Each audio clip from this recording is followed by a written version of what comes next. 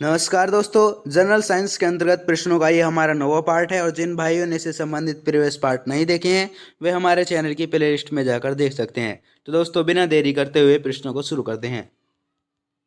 Question number 293, जल में विलय विटामिन है। तो जल में विलय यानी घुलनशील जो विटामिन है वो है विटामिन बी और विटामिन सी। कौन कौन से हैं दोस्तों जल में विलय विटामिन? वो है विटामिन बी और सी। और दोस्तों विटामिन बी का जो रासायनिक नाम है वो है थायमिन, और विटामिन सी का जो रासायनिक नाम है वो है एस्कर्बिक अम्ल या एस्कर्बिक एसिड भी कह सकते हैं। क्वेश्चन नंबर 294, वसा में घुलनशील विटामिन है। तो अभी हमने डिस्कस किया था कि जल में घुलनशील विटामिन है वो है बी और सी। और अब पूछ रहा है कि वसा में घुलनशील विटामिन कौन कौन से हैं दोस्तों? ए, डी, ई, के। ये क्या है दोस्तों? वसा में घुलनशील विटामिन है। आप इसे इस तरीके से याद कर सकते हैं जैसे कि KEDA मतलब कीड़ा, कीड़े कीड़े की मतलब ट्रिक से याद कर सकते हैं।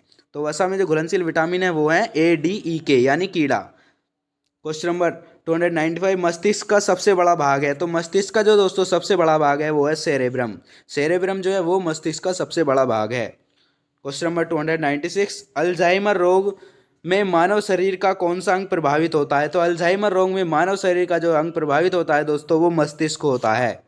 तो अल्जाइमर रोग में जो मानव शरीर का अंग प्रभावित होता है वो मस्तिष्क होता है। नेक्स्ट क्वेश्चन देखिए। क्वेश्चन नंबर 297, इत्र की तीखी गंध तथा अथवा सुगंध की पहचान मस्तिष्क के किस भाग द्वारा होती है? तो इत्र की तीखी गंध अथवा सुगंध की पहचान मस्तिष्क के किस भाग द्वारा होती है दोस्तों? वो होती है सेरिब्रम। और सेरिब्रम जो है दोस्तों वो क्या है? मस्तिष्क का सबसे बड़ा भाग है। क्वेश्चन नंबर 298, सुक्रोज में होता है। तो दोस्तों सुक्रोज में जो होता है ग्लूकोज और फ्रैक्टोज दोनों होता है, मतलब सुक्रोज में जो होता है ग्लूकोज और फ्रैक्टोज दोनों होते हैं। क्वेश्चन नंबर 299, तत्काल ऊर्जा के लिए खिलाड़ी को दिया जाता है। तो यानी तुरंत जो ऊर्जा मिल जाए उस समय खिलाड़ी को जो दिया जाता है दोस्तों कार्बोहाइड्रेट दिया जाता है। Question number 300, gun powder gun powder मिश्रण होता है। तो गन पाउडर जो मिश्रण होता है दोस्तों वो किस किस का होता है? सल्फर का होता है, चारकोल का होता है और सोरा का मिश्रण होता है। तो गन पाउडर जो मिश्रण होता है दोस्तों वो सल्फर, चारकोल और सोरा का मिश्रण होता है। नेक्स्ट क्वेश्चन देखिए। क्वेश्चन नंबर 311, द्रवित पेट्रोलियम गैस यानी लिक्विड पेट्रोलियम गैस एलपीजी का प्रमुख संगठक है। तो एलपीजी का जो प्रमुख संगठक है वो है ब्यूटेन और प्रोपेन। तो एलपीजी मतलब द्रवित पेट्रोलियम गैस या लिक्विड पेट्रोलियम गैस का जो प्रमुख संगठक है वो है ब्यूटेन और propane.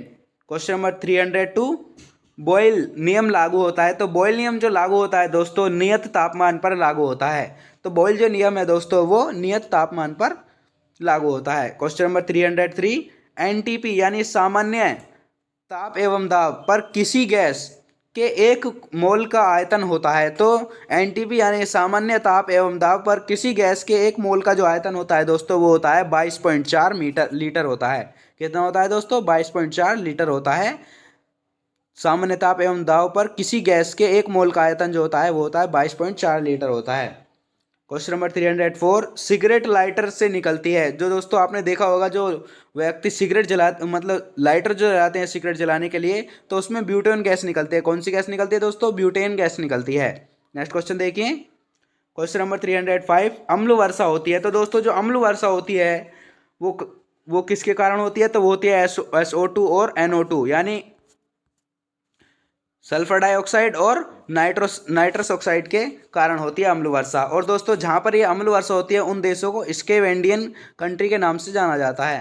Question number 306, bleaching powder CaOCl2 होता है। तो ब्लीचिंग पाउडर जो होता है दोस्तों वो कैल्शियम हाइपोक्लोराइड होता है। कौन सा होता है दोस्तों? ब्लीचिंग पाउडर कैल्शियम हाइपोक्लोराइड होता है। क्वेश्चन नंबर 307, मानव द्वारा संश्लिष्ट पहला रेशा था। तो मानव द्वारा जो संश्लिष्ट पहला रेशा था वो था नायलॉन। कौन सा था दोस्तों? नायलॉन मानव द्वारा संश्लेषित पहला रेशा था। क्वेश्चन नंबर 308, सेल्यूलोज से बने कृत्रिम रेशा कहलाता है। तो सेल्यूलोज से बने कृत्रिम रेशा जो कहलाता है दोस्तों वो रेयॉन कहलाता है। तो सेल्यूलोज से बने कृत्रिम रेशा जो कहलाता है वो रेयॉन कहलाता है। और जबकि मानव द्वारा संश्लेषित जो पहला रेशा था वो कौन सा था दोस्तों? नायलॉन था। नेक्स्ट क्वेश्चन देखिए। क्वेश्चन नंबर 309, जीवाश्मों की उम्र ज्ञात की जाती है। तो जीवाश्मों की जो उम्र ज्ञात की जाती है दोस्तों, वो रेडियो कार्बन डेंटिंग विधि द्वारा ज्ञात की जाती है। किसके द्वारा दोस्तों? रेडियो कार्बन डेंटिंग विधि द्वारा जीवाश्मों की उम्र ज्ञात की जाती है। क्वेश्चन नंबर 310, पुरानी चट्टानों की आयु का आकलन किया जाता है। तो पुरानी चट्टानों की आयु का जो आकलन किया जाता है दोस्तों, वो यूरेनियम डेंटिंग विधि द्वारा किया जाता है। जबकि हमने डिस्कस किया था कि जीवाश्मों की जो उम्र ज्ञात की जाती है वो रेडियो कार्बन डेंटिंग विधि द्वारा की जाती है। और पूछ रहा है कि पुरानी चट्टानों की आयु का आकलन किया जाता है दोस्तों, वो किया जाता है यूरेनियम डेंटिंग विधि द्वारा किया जाता है। क्वेश्चन नंबर 311, हैलोजनों में सर्वाधिक प्रभावशाली है। तो हैलोजनों में सर्वाधिक प्रभावशाली है दोस्तों, वो है फ्लोरीन। क्या है दोस्तों हैलोजनों में सर्वाधिक प्रभावशाली? फ्लोरीन।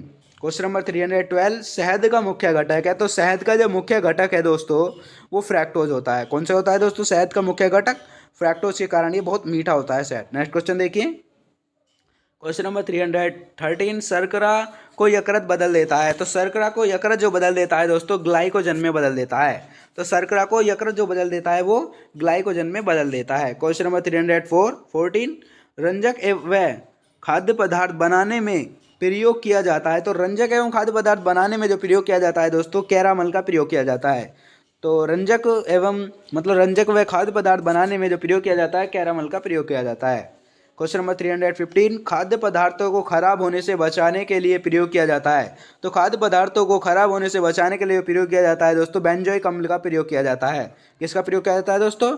खाद्य पदार्थ को खराब होने से बचाने के लिए बेंजोइक अम्ल का प्रयोग किया जाता है। क्वेश्चन नंबर 316, सत्य फल उत्पन्न होता है। तो सत्य फल जो उत्पन्न होता है दोस्तों, वो केवल अंडाशय से ही उत्पन्न होता है। तो सत्य फल जो उत्पन्न होता है दोस्तों, वो केवल अंडाशय से उत्पन्न होता है। नेक्स्ट क्वेश्चन देखिए, क्वेश्चन नंबर 317, असत्य फल उत्पन्न होता है। तो अभी हमने डिस्कस किया था कि सत्य फल जो उत्पन्न होता है वो केवल अंडाशय से होता है। अब पूछ रहा है कि असत्य फल उत्पन्न होता है। तो असत्य जो फल है दोस्तों, वो किसके द्वारा उत्पन्न होता है? अंडाशय एवं पुष्प के अन्य भाग द्वारा उत्पन्न होता है। क्वेश्चन नंबर 318, पौधों का प्रजनन अंग होता है। तो पौधों का जो प्रजनन अंग होता है दोस्तों, वो फूल होता है। क्या कौन होता है दोस्तों? पौधों का प्रजनन अंग फूल होता है। क्वेश्चन नंबर 319, फलों का अध्ययन कहलाता है। तो फलों का अध्ययन जो कहलाता है दोस्तों, पोमोलॉजी कहलाता है। तो फलों का अध्ययन जो कहलाता है दोस्तों, वो पोमोलॉजी कहलाता है। और ये बहुत इंपॉर्टेंट क्वेश्चन है, कई बार परीक्षाओं में रिपीट भी हुआ है। क्वेश्चन नंबर 320, फलों का अध्ययन कहलाता है। तो दोस्तों फलों का जो अध्ययन कहलाता है वो एंथोलॉजी कहलाता है। तो फलों का अध्ययन जो कहलाता है वो एंथोलॉजी कहलाता है। और फलों का अध्ययन, ये दोस्तों थोड़ा मिस्टेक सी हो गई है, यहाँ आएगा फूलों का अध्ययन। तो फूलों का जो अध्ययन कहलाता है वो एंथोलॉजी कहलाता है। और जबकि जो फलों का अध्ययन है वो पोमोलॉजी कहलाता है। तो फूलों का अध्ययन क्या कहलाता है दोस्तों? एंथोलॉजी। और फलों का अध्ययन पोमोलॉजी। तो दोस्तों यही थे हमारे जनरल साइंस से संबंधित बहुत महत्वपूर्ण क्वेश्चन। और दोस्तों ये प्रश्न आपको कैसे लगे हमें कमेंट बॉक्स में लिखकर हमें ज़रूर बताइए। तो दोस्तों नेक्स्ट पार्ट में फिर मुलाकात होगी, तब तक के लिए जय हिंद जय Bharat. Thank you very much.